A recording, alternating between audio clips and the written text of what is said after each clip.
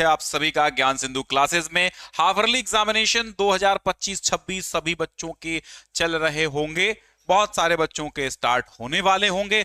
तो आज की इस क्लास में हम लोग कक्षा 11 के विद्यार्थियों के लिए पढ़ेंगे इस हिंदी का एक पेपर। बहुत अच्छा है, मॉडल पेपर, और बहुत सारे क्वेश्चंस इंपॉर्टेंट रखे गए हैं। जो भी आपके दोस्त हैं सभी को शेयर कर दीजिए। बस मैं सीधा सीधा टू द पॉइंट आता हूं, डिस्कशन कर लेता हूं, व्याख्या कर देता हूं इस पेपर की, ताकि आपका हिंदी का पेपर बेहतर हो और आप जान सकें कि एक सही फॉर्मेट अर्धवार्षिक परीक्षा का क्या होता है और क्या होना चाहिए। ठीक है, तो 3 घंटे का होता है, 100 का पूर्णांक होता है, और पहला सवाल 10 ऑब्जेक्टिव होते हैं, जिनमें से 2 ऑब्जेक्टिव सड़क परिवहन से रिलेटेड होते हैं, कभी कभी वो नहीं भी आते हैं। तो 10 ऑब्जेक्टिव, 5 गद्य साहित्य से, 5 काव्य साहित्य से, या यूं कहें 4-4 गद्य पद्य साहित्य से होते हैं, और ये 2 क्वेश्चन जो होते हैं वो सड़क एवं परिवहन से होते हैं, यातायात से होते हैं। प्रेम सागर के लेखक कौन है? आप सभी को पता है, प्रेम सागर जो रचना है वो लल्लू लाल की है। प्रेम सागर किसकी है? लल्लू लाल की है। नाभादास की एक रचना याद रखना, एक अष्टयाम रचना है जो नाभादास की रचना है। ठीक है, अष्टयाम जो है नाभादास की रचना है। इसके बाद अगला सवाल है ध्रुव स्वामिनी नाटक के लेखक कौन है? अगर आपसे पूछे कि ध्रुव स्वामिनी विधा क्या है, तो नाटक है। अब मैं आपको गिनवा रहा हूं कौन कौन से नाटक हैं। तो जिसका ध्रुव स्वामिनी है उसी का चंद्रगुप्त नाटक है, स्कंदगुप्त है, ध्रुव स्वामिनी है, अजात शत्रु है, सज्जन है, कल्याणी परिणय है, जन्मेजय का नागयज्ञ है, राजश्री है। ठीक है, तो इस तरह के नाटक उन्हीं के हैं जिनका नाम है जयशंकर प्रसाद। जयशंकर प्रसाद शुक्ल युग के नाटककार हैं, और शुक्ल युग बोले तो छायावादी युग, चाहे छायावादी युग कह लो, चाहे आप इनको शुक्ल युग कह लो, चाहे शुक्ल युग कह लो, चाहे छायावादी युग कह लो, मामला सेम ही है, मामला बराबर ही है, क्योंकि दोनों ही युग समान रूप से समान काल में चल रहे थे। तो गद्य के क्षेत्र में शुक्ल युग कहलाया, निबंधों के क्षेत्र में शुक्ल युग कहलाया, वही काव्य के क्षेत्र में छायावादी युग कहलाया। और दोनों की जो समय सीमा है 1919 से लेकर के 1938 तक है शुक्ल युग की, और 1918 से लेकर के 1936 तक है छायावादी युग की, और कभी कभी सेम मान लिया जाता है। अगला सवाल है राजा भोज का सपना के कथाकार कौन है?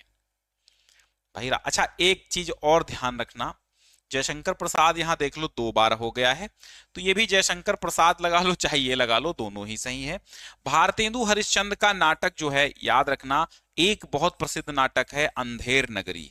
कौन सा है? अंधेर नगरी। अंधेर नगरी किसका है? भारतेंदु हरिश्चंद्र जी का है। अंधेर नगरी, वैदिकी हिंसा हिंसा न भवति, विषस्य विषमौषधम, ये सब, भारत दुर्दशा, नील देवी, ये सब भारतेंदु जी के नाटक हैं, तो इनको भी याद रखना। राजा भोज का सपना के कथाकार कौन है? राजा भोज का सपना राजा शिव प्रसाद सितारे हिंद। तो राजा शिव प्रसाद सितारे हिंद राजा भोज का सपना लिखे हैं। दूसरा, रामचंद्र शुक्ल जो हैं, इनकी एक कहानी है 11 वर्ष का समय। 11 वर्ष का समय, ये भी बहुत इंपॉर्टेंट है, इसको याद रखना। 11 वर्ष का समय हो गया रामचंद्र शुक्ल का। और निबंधों में चिंतामणि निबंध है, ठीक है, चिंतामणि। कविता क्या है? कविता क्या है? चिंतामणि, विचार वीथी, विचार वीथी, हिंदी साहित्य का इतिहास। ठीक है, तो ये सब जो रचनाएं हैं शुक्ल जी की हैं। मुंशी इंशाअल्लाह खां ने लिखा है रानी केतकी की कहानी। रानी केतकी की कहानी किसकी है? मुंशी इंशाअल्लाह खां की है। किसकी है? मुंशी इंशाअल्लाह खां की क्या है? रानी केतकी की कहानी है। ठीक है, अगला सवाल है परीक्षा गुरु, हाँ, किशोरीलाल गोस्वामी की जो है वो इंदुमती कहानी है। अगर आपसे कोई पूछे कि हिंदी की पहली कहानी कौन सी है, तो वो इंदुमती है। किसके लेखक कौन है? किशोरीलाल गोस्वामी हैं। अगर आपसे कोई पूछे रानी केतकी की कहानी, तो मुंशी इंशाअल्लाह खां की है। भूगोल हस्तामलक राजा भोज का सपना शिव प्रसाद सितारे हिंद का है। परीक्षा गुरु क्या है? परीक्षा गुरु हिंदी का पहला मौलिक उपन्यास है। ठीक है, परीक्षा गुरु के बारे में क्या हम पढ़ेंगे कि जो परीक्षा गुरु है वो हिंदी का पहला क्या है? मौलिक उपन्यास है। मौलिक मतलब मूल रूप से उसी लेखक का। मौलिक क्या है? उपन्यास है।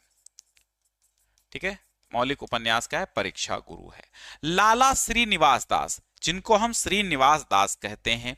ठीक है, तो प्रेमचंद के उपन्यासों को कभी मत भूलिएगा। सेवा सदन, प्रेमाश्रम, रंगभूमि, कायाकल्प, कर्मभूमि, गोदान, गबन, ये जो मंगलसूत्र, ये जो उपन्यास हैं ये प्रेमचंद जी के उपन्यास हैं। जयशंकर प्रसाद के आप उपन्यास जानते ही हो, 3 उपन्यास, कंकाल, तितली और इरावती प्रसिद्ध उपन्यास हैं। बालकृष्ण भट्ट का जो एक पत्रिका बहुत आती है, इनकी एक प्रसिद्ध पत्रिका है बालकृष्ण भट्ट की, जिसका नाम है हिंदी प्रदीप। हिंदी प्रदीप, और ये पत्रिका जो है ये भारतेंदु युग से थी। कहां से थी? भारतेंदु युग की पत्रिका थी। बालकृष्ण की जो हिंदी प्रदीप थी भारतेंदु युग की थी, और बालकृष्ण भट्ट जो हैं वो भी भारतेंदु युग के लेखक थे। बाला बोधिनी पत्रिका के संपादक कौन थे? तो बाला बोधिनी पत्रिका के जो संपादक हैं वो अपना छाया हुआ नाम है भारतेंदु हरिश्चंद्र। तो और भी इनकी जो पत्रिकाएं थी, एक कविवचन सुधा है। कौन सी है? कविवचन सुधा पत्रिका है। एक हरिश्चंद्र चंद्रिका है, हरिश्चंद्र चंद्रिका, हरिश्चंद्र चंद्रिका, और इसी को हरिश्चंद्र मैगजीन के नाम से भी जाना जाता था। ठीक है, तो 3 पत्रिकाएं भारतेंदु जी की बड़ी प्रसिद्ध हैं।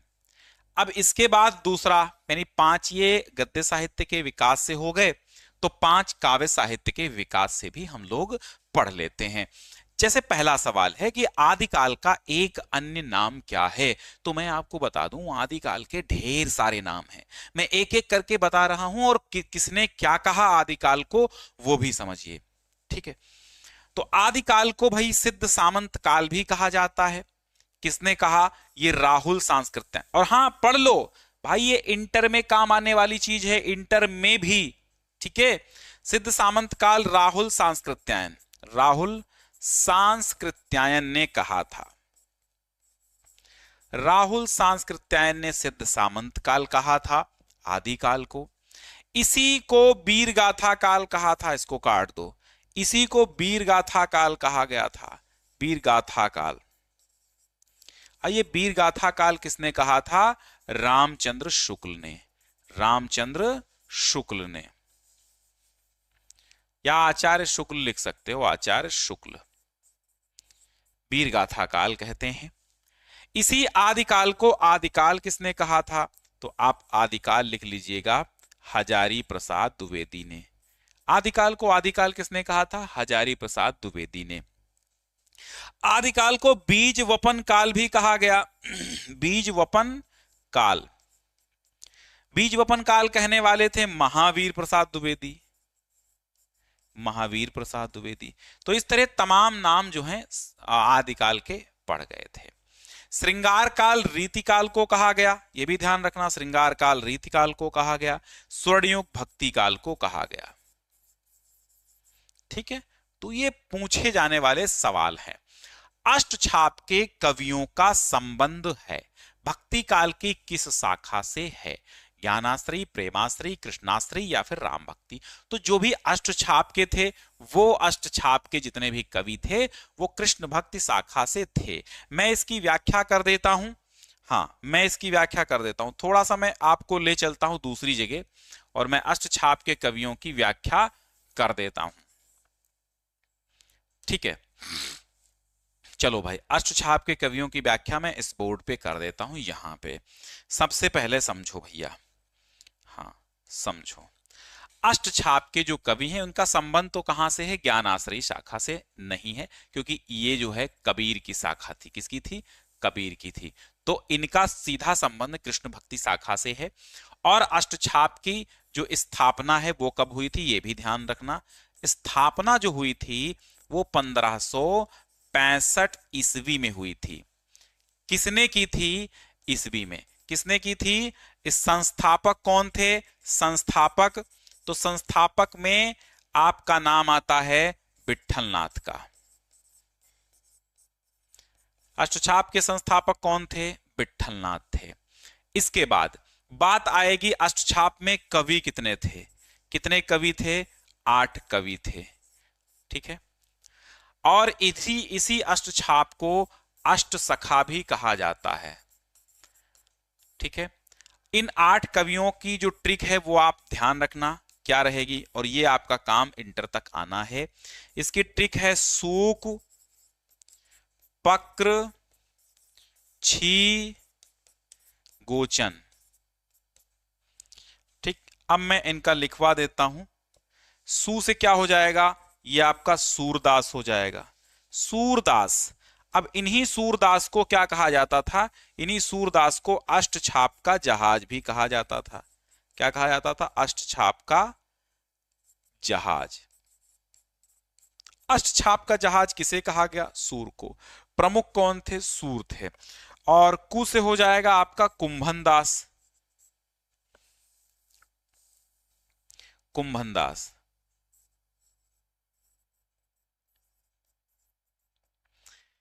फिर पा से आपका परमानंद दास थे।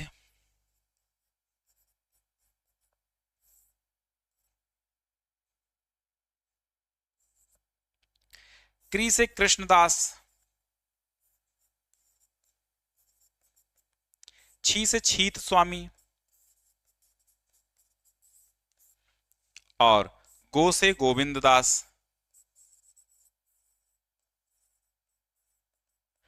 और चा से चतुर्भुज दास। और ना से नंददास। तो अब अष्टछाप के 8 कवियों की ट्रिक मैंने बता दी। सूक, पक्रछी, गोचन, सूरदास, कुंभनदास, परमानंदास, गोविंददास, छीत स्वामी, कृष्णदास, चतुर्भुजदास और नंददास जैसे 8 कवि थे। 1565 ईस्वी में स्थापना हुई थी। किसने की थी? विट्ठलनाथ ने की थी। कितने कवि थे? कितने सखा थे? तो 8 सखा थे, 8 कवि थे। सूरदास क्या कहलाए? अष्टछाप के जहाज कहलाए। श्रृंगार और वात्सल्य रस के सम्राट कौन कहे गए? सूरदास कहे गए थे। ठीक है, और दूसरी बात, इसमें जो चार ये लोग थे, ये 4 लोग जो थे, ये 4 लोग, इनके पिता वल्लभाचार्य, यानी विट्ठलनाथ के पिता का नाम था वल्लभाचार्य। तो वल्लभाचार्य के साथ 4 शिष्य, और 4 शिष्य जो थे वो किसके थे? ये 4 शिष्य जो थे वो विट्ठलनाथ के शिष्य थे। तो इन 8 शिष्यों को लेकर के इन्होंने अष्टछाप की स्थापना की। क्यों की थी? श्रीनाथ जी के मंदिर में पूजा अर्चना करने के लिए 8 प्रहरों में इन 8 सखाओं की भजन कीर्तन करने के लिए ड्यूटी लगती थी। अब बात समझ में आ गई होगी कंप्लीटली आपको। ठीक है, तो अब यहां पर सवाल यही उठा, कृष्ण भक्ति शाखा से संबंधित थे।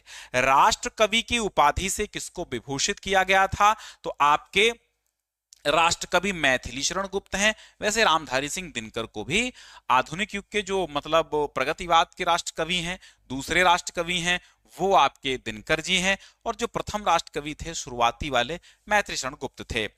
इसके बाद अगला सवाल है कि निम्नलिखित में से किस पत्रिका का संपादन पंडित प्रताप नारायण मिश्र ने किया था? तो ब्राह्मण पंडित प्रताप नारायण मिश्र की पत्रिका है। कविवचन सुधा भारतेंदु जी की है। सरस्वती पत्रिका महावीर प्रसाद द्विवेदी जी की थी। और हिंदी प्रदीप तो भी बताया था, बालकृष्ण भट्ट की थी। ठीक है, अब यहां पर एक क्वेश्चन इसमें मिस है, तो मैंने बहुत सारे क्वेश्चन करा दिए हैं। अब गद्यांश आएगा, उसके नीचे दिए गए प्रश्नों के उत्तर आपको लिखना है। कहते हैं कि सब उन्नतियों का मूल धर्म है। पहले ही चैप्टर से यह गद्यांश है। सब उन्नतियों का मूल धर्म है। मूल माने जड़, मूल मीन्स जड़। तो समस्त प्रकार की उन्नतियां, समस्त प्रकार की प्रगतियां, समस्त प्रकार के उत्थान, उन सब की जो जड़ है वो है धर्म। क्योंकि इसके सबसे पहले, इसलिए जो सबसे पहले धर्म की ही उन्नति करनी उचित है। भारतेंदु हरिश्चंद्र जी कहते हैं कि समस्त उन्नतियों की जड़ सिर्फ और सिर्फ धर्म है। यदि हम धर्म की उन्नति करते हैं तो हमारी सब प्रकार से उन्नति होती है, ये इनका कहना है। आगे है कि देखो अंग्रेजों की धर्म नीति राजनीति, अंग्रेजों की धर्म नीति राजनीति परस्पर मिली है, इससे उनकी दिन दिन कैसी उन्नति है उनको जाने दो। अपने ही यहां देखो, तुम्हारे यहां धर्म की आड़ में नाना प्रकार की नीति, समाज गठन, वैदिक आदि भरे पड़े हैं। तो गद्यांश के पाठ का नाम और लेखक का नाम पता चल गया। भारत वर्षोन्नति कैसे हो सकती है, भारतेंदु हरिश्चंद्र का लिखा हुआ है। व्याख्या मैंने समझा ही दी है। अंग्रेजों की धर्म नीतियां किससे जुड़ी हैं, तो अंग्रेजों की धर्म नीतियां राजनीति से जुड़ी हैं। देखो उत्तर इसी में आपको मिलना है, राजनीति से जुड़ी है। अंग्रेजों की उन्नति का रहस्य क्या है, ठीक है, अंग्रेजों की उन्नति का रहस्य है कि अंग्रेजों की धर्म नीति राजनीति परस्पर मिली है, इससे उनकी दिन प्रतिदिन उन्नति होती है। उन्नति के लिए हमें क्या करना चाहिए, तो हमें अपने धर्म की ही उन्नति सबसे पहले करनी चाहिए, क्योंकि सब उन्नतियों का मूल धर्म है। हो गया आपका उत्तर। तो जब आप गद्यांशों को बखूबी पढ़ेंगे, कायदे से पढ़ेंगे, सारे उत्तर दे पाएंगे। अगला गद्यांश जो आया है बताओ कहां से आया है। अंधकार गया, रात गई, प्रातःकालीन संध्या भी गई, विपक्षी दल के एकदम ही पैर उखड़ गए। भाई अपने को तो समझ में आ गया, अपने को यह समझ में आ गया कि भाई महाकवि माघ का प्रभात वर्णन से है और महावीर प्रसाद द्विवेदी इसके लेखक हैं। तो गद्यांश का संदर्भ तो आप लिख ही देंगे। प्रस्तुत गद्यांश के रेखांकित अंश की व्याख्या देखो। प्रभात का वर्णन करते हुए महाकवि क्यों कहेंगे, महाकवि माघ कहते हैं, या फिर यूं कहें कि महावीर प्रसाद द्विवेदी महाकवि माघ के प्रभात का वर्णन करते हुए कहते हैं कि अंधकार गया, रात गई, प्रातःकालीन संध्या भी गए। तो कहते हैं कि अंधेरा, रात्रि और प्रातःकालीन संध्या, यह सब कुछ समाप्त हो गया, ये सब चले गए। विपक्षी दल के एकदम ही पैर उखड़ गए, तब रास्ता साफ देख वासर विधाता भगवान भास्कर ने निकल आने की तैयारी की। यानी कि प्रभात होने को है, तो जब विपक्षी दल रूपी अंधकार, रात्रि और प्रातःकालीन संध्या ये सब चले गए, अर्थात रात्रि भी समाप्त हो गई, प्रातःकालीन संध्या भी समाप्त हो गई और अंधकार भी समाप्त हो गया, धीरे धीरे अंधेरा भी साफ हो गया। तो जब भगवान सूर्य ने यह देखा, दिन के विधाता वासर विधाता भगवान सूर्य ने यह देखा कि अब विपक्षी दल एकदम चला गया है, रास्ता साफ है, और तब भगवान भास्कर अर्थात सूर्य ने निकल आने की तैयारी कर ली। बस यही व्याख्या करोगे। कुलिश पाणी इंद्र की पूर्व दिशा में नए सोने के समान उनकी पीली पीली किरणों का समूह छा गया।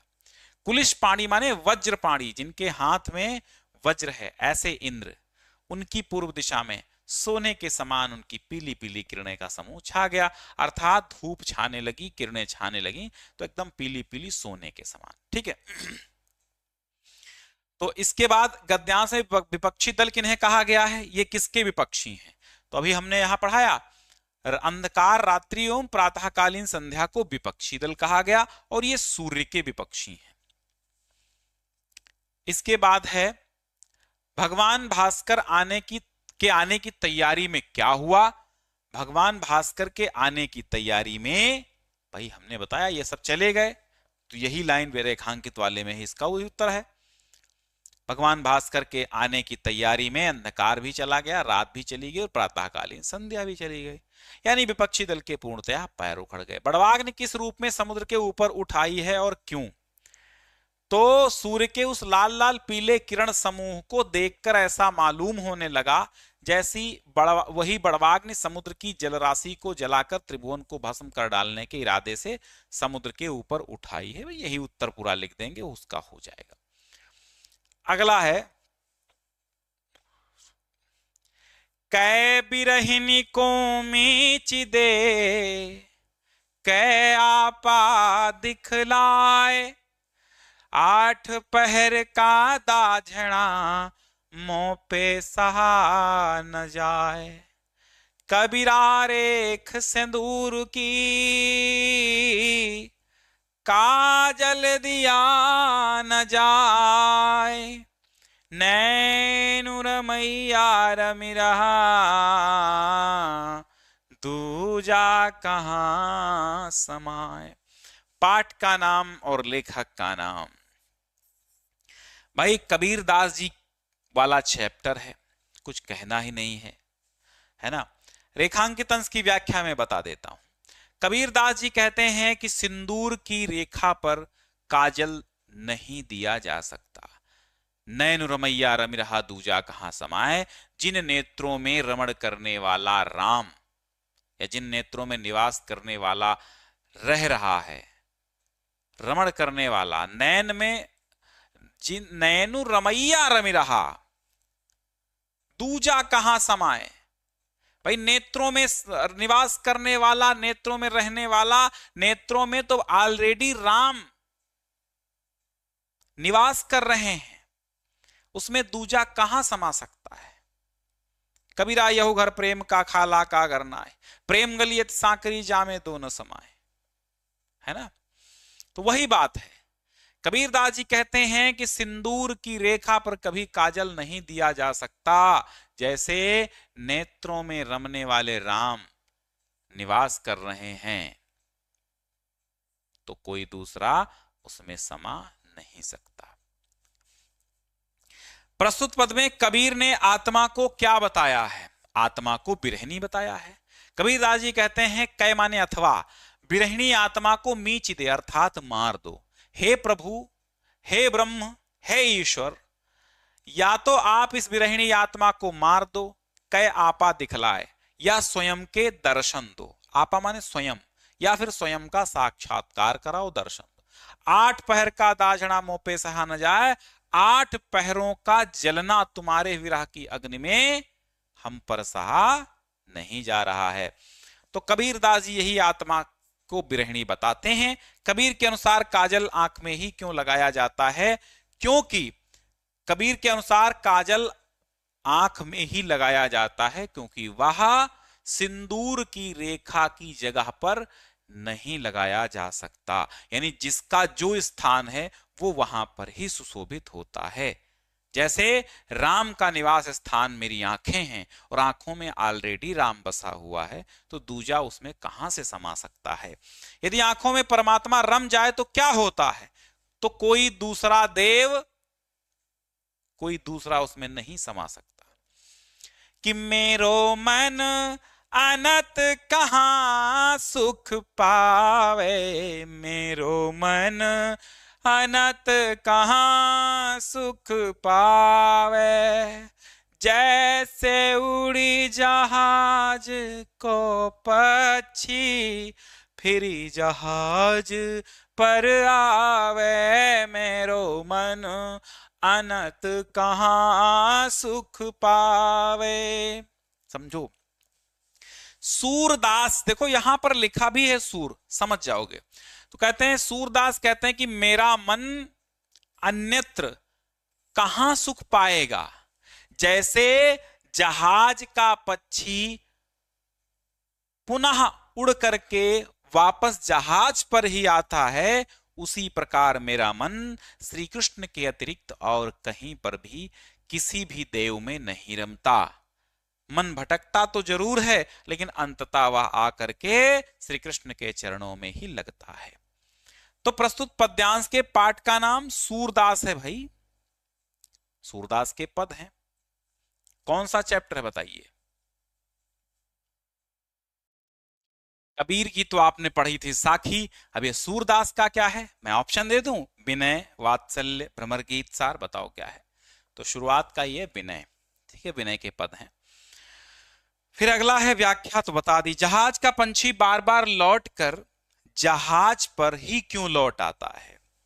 तो जहाज का पंछी जहाज पर इसलिए लौट आता है क्योंकि जहाज ही उसका निवास स्थान है, वहीं पर उसका मन रमता है, वहीं पर उसका मन लगता है, इसलिए वह उड़कर तो जाता है परंतु दूसरी जगह उसको सुख प्राप्त नहीं होता, इसलिए वह वापस जहाज पर आ जाता है। सूरदास जी का मन भी उसी जहाज के पक्षी की भांति है। वह किसी दूसरे देव में ध्यान लगाने की कोशिश तो करता है, परंतु पुनः वह भगवान श्री कृष्ण के चरणों में ही आकर के ठहरता है। जहाज का पंछी और जहाज किसके प्रतीक हैं? तो जहाज श्री कृष्ण के प्रतीक हैं और जहाज का पंछी सूरदास जी के मन का प्रतीक है। उपयुक्त पद में कवि ने किसकी श्रेष्ठता बताई है? कवि ने परम ब्रह्म की श्रेष्ठता बताई है, भगवान श्री कृष्ण की श्रेष्ठता बताई है। इसके बाद जीवन परिचय भैया आएगा। आप सरदार पूर्ण सिंह, महावीर प्रसाद द्विवेदी, भारतेंदु हरिश्चंद्र, राहुल सांस्कृत्यायन सब याद कर लो, कोई ना कोई आ जाएगा। सूर तुलसी महाकवि भूषण में से कोई ना कोई आएगा। पहला जरूरी रहता है सूर और कबीर को जरूर याद कर लेना। फिर बलिदान, आकाशदीप कहानी का उद्देश्य, सारांश और प्रकार डालिए। प्रायश्चित समय कहानी का सारांश लिखिए। फिर स्वपठित नाटक है, तो नाटक तो अपने जनपद के अनुसार पढ़ना होता है, वो मैं ऑलरेडी बता चुका हूं किस जनपद में क्या पढ़ना है। फिर खंड खा आता है। अब यहां पर क्या आएगा खंड खा में? खंड देखो, आपने कुछ पढ़ाई की है कि नहीं की है उससे मतलब नहीं रहता। पेपर का एक लेवल होता है और पेपर का एक पैटर्न होता है। पेपर उसी पैटर्न से ही पूछा जाता है, क्योंकि पेपर में हर चीज को कवर किया जाता है आधा आधा, तो वही आधे से पेपर बनता है अर्धवार्षिक का। भारतस्य स्वतंत्रता आंदोलनस्य इदम नगरम प्रधान केंद्रम आसीत। भारत की स्वतंत्रता आंदोलन का यह नगर प्रधान केंद्र था। कौन सा? प्रयाग।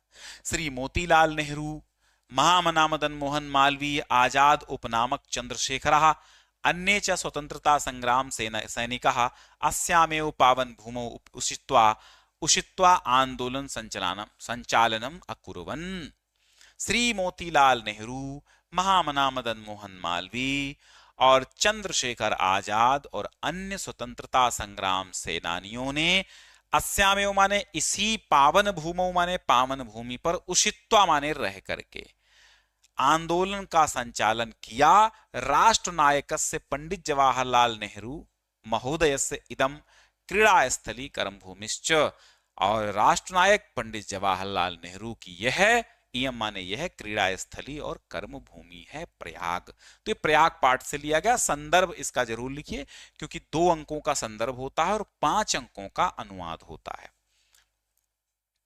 अयम पर्वतराजः भारतवर्षस्य उत्तरसीम्नि स्थितः तत्प्रहरीव शत्रुभ्यः सततम रक्षति। और ये कहां से लिया? हिमालय पाठ से है। यह पर्वतराज भारत की उत्तर सीमा पर स्थित, उसकी प्रहरी माने प्रहरी की भांति, पहरेदार की भांति, शत्रुभ्यः सततम रक्षति, शत्रुओं से निरंतर रक्षा करता है।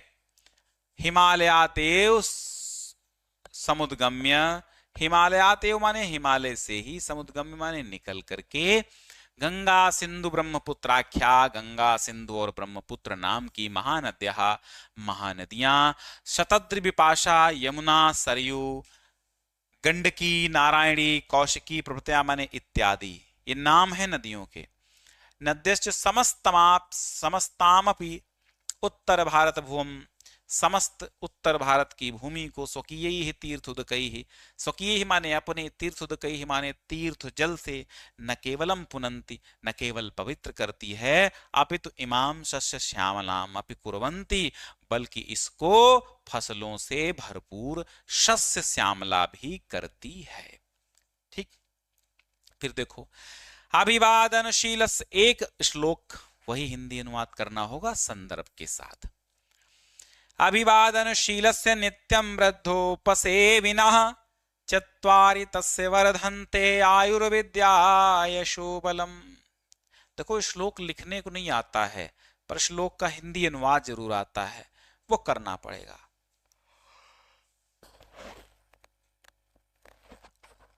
अभिवादनशील की, नित्य प्रति वृद्धों की सेवा करने वाले की 4 चीजें बढ़ती हैं, आयु, विद्या, यश और बल। जो अभिवादनशील है, नित्य प्रति वृद्धों की सेवा करता है, उसकी यश, आयु, विद्या, यश और बल, ये 4 चीजें बढ़ती हैं। ईशावास्यमिदं सर्वं यत्किंच जगत्यां जगति तेन त्यक्तेन भुंजीथा मागृधा कस्य विद धनम। पहले पाठ से, वंदना पाठ से। ईशावास्य उपनिषद से है ये, और कहा ये गया है ईशावास्यम इदम सर्वम यत्किंच जगत्याम जगत, जो कुछ पृथ्वी पर जगत, इस पृथ्वी पर है, इस संसार में जो कुछ भी है, सब ईश्वर से व्याप्त है। ईशावास्यम, सब जगह ईश्वर निवास करता है। तो इस पृथ्वी पर जो कुछ है सब ईश्वर से व्याप्त है। तेन त्यक्तेन भुंजीता, उसका, त्यक्तेन माने, तेन माने उसका, त्यक्तेन माने त्याग पूर्वक, भुंजीता माने भोग करते हुए, मां गृधा कस्यस्विद धनम, लालच मत करो, धन किसका है, अर्थात किसी का नहीं है। इसके बाद व्याकरण शुरू होगी सामान्य हिंदी की, सामान्य हिंदी वालों के लिए है। तो सामान्य हिंदी वालों की व्याकरण होगी और साहित्यिक हिंदी वालों के लिए है। तो यहां तक तो सबका सेम होगा, और यहां से व्याकरण इधर उधर होती है, मतलब साहित्यिक वालों की व्याकरण थोड़ा अलग है, सामान्य वालों की व्याकरण थोड़ा अलग है। तो ये सामान्य वालों की है मुहावरे, लोकोक्तियां।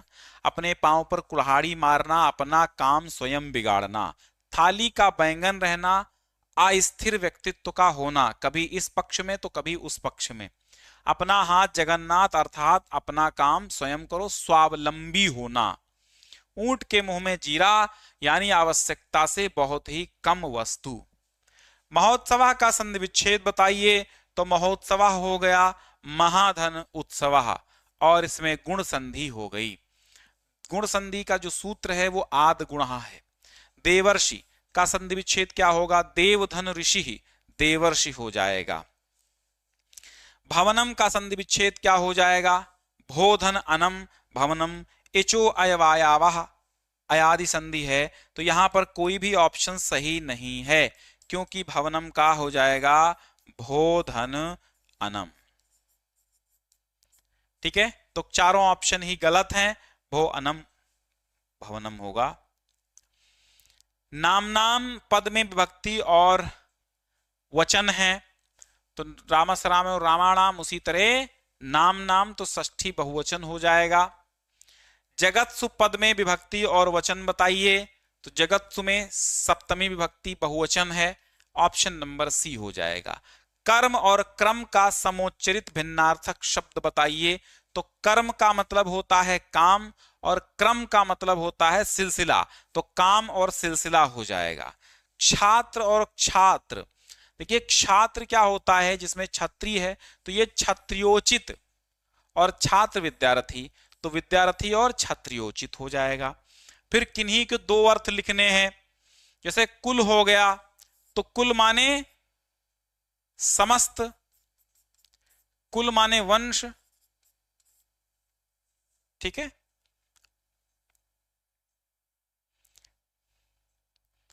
और कमल, कमल पीलिया रोग को भी कहते हैं, और कमल पंकज को भी कहते हैं, यानी कमल के फूल को। पानी, पानी चमक, पानी तेज और पानी जल। गुण रस्सी और गुण विशेषता, विशेषताएं। इसके बाद है वाक्यांश के लिए एक शब्द, नख से लेकर शिखा तक सब अंग, ठीक है। नख से लेकर शिखा तक सब अंग कह रहा है। जो दूर की बात सोच सके, जिसका पति मर गया हो, सेना के ठहरने का स्थान। यहां कितने का देना है, 2 वाक्यांशों का आपको लिखना है, तो मैं 4 लिखवा देता हूं। सेना के ठहरने का स्थान भैया क्या हो जाएगा, छावनी हो जाएगी। जिसका पति मर गया हो विधवा, जिसका पति जिंदा हो सधवा। जो दूर की बात सोच सके तो वो दूरदर्शी होता है। और नख से लेकर शिखा तक सब अंग, तो नखशिख, नख शिख, और सर, और नखशिख हो सकता है, आपाद मस्तक कह सकते हो, लेकिन नखशिख ठीक है। निम्न में से 2 वाक्यों को शुद्ध करना है। ईश्वर के अनेकों रूप हैं। देखो, जो मैंने इंटर में सामान्य हिंदी की व्याकरण इंटरमीडिएट वालों के लिए पढ़ाई है, वो ही आप पढ़ लीजिए। अच्छा, एक सूचना और, अगर आपका भी पेपर हो जाए तो पेपर भेज देना हर विषय का, तो जितने संभव हो सकेंगे सॉल्व करवा देंगे, या और बच्चों को दिखा देंगे, उनको सॉल्व करवा देंगे, ताकि उनको मोटा मोटा आइडिया हो जाएगा। आपकी पुस्तक जो मेरे पास थी खो गई, तो अनेकों नहीं, अनेक, ईश्वर के अनेक रूप हैं। आपकी पुस्तक जो मेरे पास थी खो गई, ठीक है। ये काम 4 आदमी का है, मुझे उपरोक्त नियम स्वीकार नहीं। अब आप देखो क्या क्या गलतियां कहां कहां हैं, ठीक है।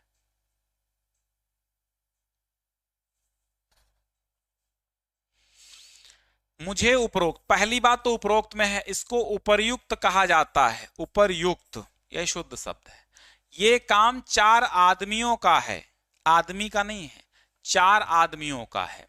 आपकी पुस्तक जो मेरे पास थी खो गई, इसको आप ऐसे लिखेंगे कि आपकी पुस्तक खो गई। अब जो मेरे पास थी खो गई, ठीक है, तो क्या लिखेंगे इसका? इसमें बहुत बड़ी गलती कोई है नहीं, मैं उतने देर से ढूंढ रहा हूं। तो इसमें केवल कामा आपको लगा देना है, सही हो जाएगी। आपकी पुस्तक जो मेरे पास थी खो गई, बस कामा की कमी थी, लगा दीजिए, कोई दिक्कत नहीं। इसके बाद रस छंद अलंकार आया। मैंने कहा, मैंने सारी व्याकरण जो इंटर के लिए पढ़ाई है, 11 वाले सामान्य हिंदी वाले वही पढ़ सकते हैं, कोई बदलाव नहीं है। रूपक अथवा उपमा अलंकार की परिभाषा, तो रूपक अलंकार, जहां उपमेय में उपमान का भेद रहित आरोप होता है, वहां रूपक अलंकार होता है, ठीक है, समझ गए आप। जैसे चरण कमल बंदो हरिराई लिख दीजिए। उपमा अलंकार, जहां उपमेय की उपमान से तुलना की जाती, वहां उपमा अलंकार होता है, ठीक है। तो ये तुलना के क्षेत्र में इसका उदाहरण लिख देना, सासी से जहां आता है वहां हो जाता है। उपमा अलंकार में जैसे कि पीपर पात सरिस मंडोला लिख सकते हैं, या फिर यूं कहें कि झांसी की रानी वाला एक है, कि मुझे इस समय याद नहीं आ रहा कौन सा झांसी की रानी वाला। अरे सबसे अच्छा है आप पीपर पात सरिस मंडोला, सबसे शॉर्टकट उदाहरण है, वो लिख सकते हैं, ठीक है। चमक उठी ज्वालासी बढ़ जाता है, हाँ, चमक उठी ज्वालासी जो वो है, वो वाली लाइन भी आप लिख सकते हैं, उसमें है। फूलों सा चेहरा तेरा कलियों सी मुस्कान है, बट बॉलीवुड का मत लिखना भाई। वीर अथवा श्रृंगार रस का लक्षण उदाहरण सहित लिखिए। तो वीर रस और श्रृंगार रस, वीर रस कहां होता? जब उत्साह नामक स्थायी भाव, विभाव, अनुभव, व्यभिचारी भाव आदि द्वारा पुष्ट होता, तो वीर रस की निष्पत्ति होती है। श्रृंगार रस कहां होता है? ये व्रत नामक स्थायी भाव, विभाव, अनुभव, व्यभिचारी भाव आदि के द्वारा पुष्ट होता है, तो श्रृंगार रस की निष्पत्ति होती है ना। सिंपल सी बात है। अब बीरस का उदाहरण लिख देना, रणवीर चौकड़ी भर भर कर, सबको आता होगा, जो आपको याद है, एक याद करे करे ही होंगे ना, तो बस वही लिख दीजिए। रण बीच चौकड़ी भर भर कर, चेतक बन गया निराला था, राणा प्रताप के घोड़े से पड़ गया हवा का पाला था।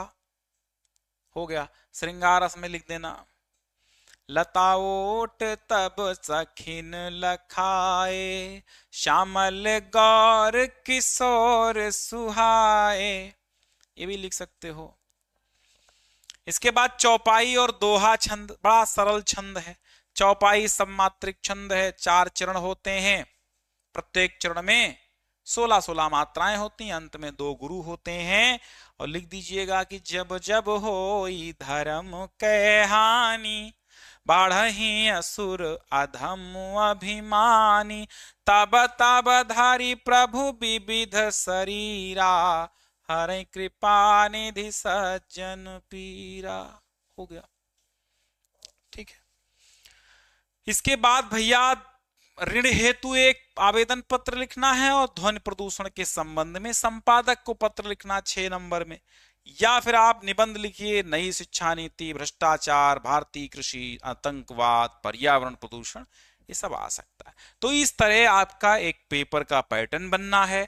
इस तरह के सारे सवाल 14 के 14 सवाल पूछे जाने हैं। सारे टॉपिक्स को छुआ जाएगा अर्धवार्षिक में भी, ताकि आपकी वार्षिक परीक्षाएं इंपॉर्टेंट हो सकें और अर्धवार्षिक और वार्षिक परीक्षा के अंक जो हैं वो भी बोर्ड को जाएंगे। क्लियर?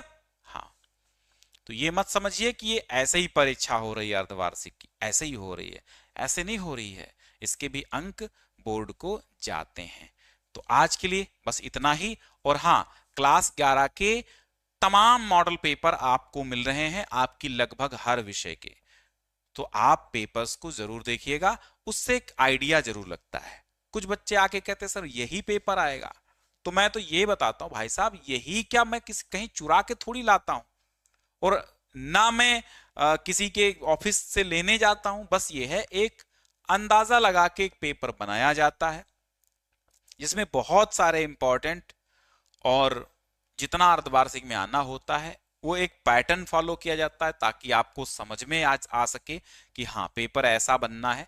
तो जब आप परीक्षा देने जाएं तो पेपर देखें तो आपको बिल्कुल हलवा लगे कि अरे यार ये तो मैं कर ही लूंगा। वरना पेपर हाथ में आता है तो 15 मिनट उसका पैटर्न समझने में चले जाते हैं। इसलिए मॉडल पेपर की प्रैक्टिस बहुत जरूरी है। जितनी प्रैक्टिस करेंगे उतना ही जल्दी और अच्छे से पेपर आप हल कर पाएंगे, क्योंकि अभ्यासेन विद्या, और बहुत सारे प्रश्न भी आपके मिल जाएंगे। क्योंकि मैंने 10 आज ऑब्जेक्टिव पढ़ाए तो उसमें 50 करवा दिए, धीरे धीरे इतनी व्याख्या कर दी।